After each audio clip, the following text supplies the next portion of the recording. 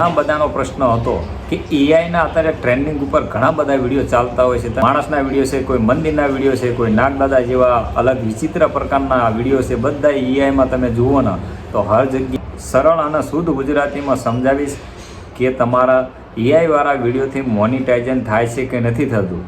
બરાબર, સંપૂર્ણ માહિતી અને વિગતવાર આપીશ. મોટિવેશન થાય ને એવી રીતે આ વિડીયો છે. તો આ વિડીયોને છેલ્લે સુધી જોજો અને ગમે ને તો શેર કરજો ને નવા હોય તો સબસ્ક્રાઈબ કરવાનું ના ભૂલતા. તો મિત્રો, મારી ચેનલમાં તમે ચેક કરજો, ઘણા બધા મેં એઆઈના વિડીયો બનાવેલા છે. એમાં નીચે મારો ફેસ બતાવે છે અને વોઇસ મારો ખુદનો છે. તો બે મેં ચેનલ બનાવી છે, બેમાં મારા મોનિટાઇઝેશન થઈ જશે. અને એઆઈનો પણ ખાસ તમારે શું ધ્યાન રાખવાની છે, એઆઈનો વિડીયો બનાવો ને તો તમારા પાછળથી પ્રોબ્લેમ ના થાય. અત્યારે તો કશું નહીં, પણ શોર્ટ વિડીયોમાં તો ચાલશે, પણ પાછળથી પ્રોબ્લેમ ના થાય એના માટે તમારો ફેસ બતાવો નહીં તો કંઈ નહીં, પણ તમારો અવાજ રાખો. અને અવાજમાં બોલતા ના ફાવતું હોય તો એઆઈ વાળા તમે અવાજ બનાવેલા હોય, એઆઈમાં તમે આખો વિડીયો બનાવ્યો હોય, પણ તમારો ખુદનો વિડીયો હોય છે ને તો જ તમારી ચેનલ રહીને મોનિટાઇઝેશન થશે. તમારું ભલે તમે ચેટ જીપીટીથી લો, પણ તમે મહેનત કરીને બનાવ્યો છે ને તો જ તમારી ચેનલ રહીને મોનિટાઇઝેશન થશે.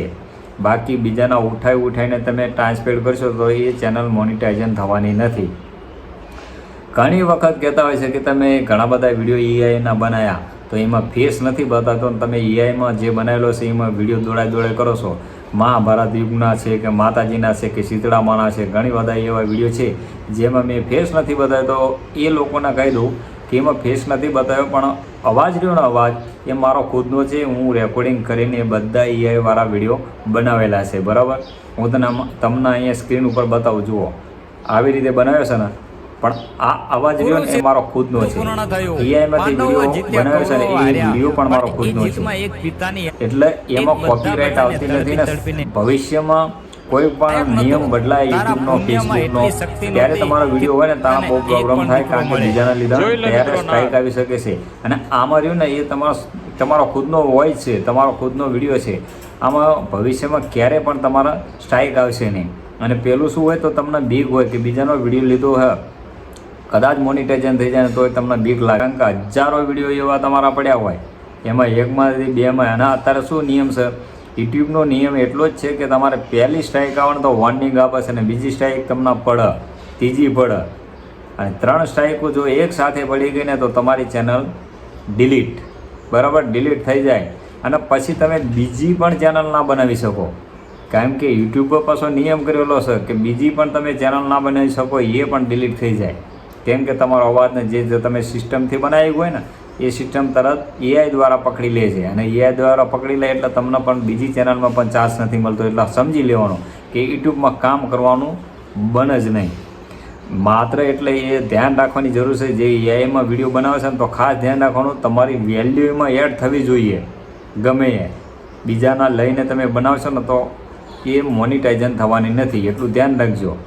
તમારી વેલ્યુ એમાં એડ કરેલી હશે. તમે ખુદને વિડીયો ભલે ચેટ જીપીટીથી બનાવ્યો હોય કે પછી એઆઈનો ગમે એ વિડીયો બનાવતા હોય, પણ તમારી મહેનતીમાં હશે ને તો એ ચેનલમાં કોઈ દી પ્રોબ્લેમ નહીં આવે અને મોનિટાઇઝેશન પણ થઈ જશે.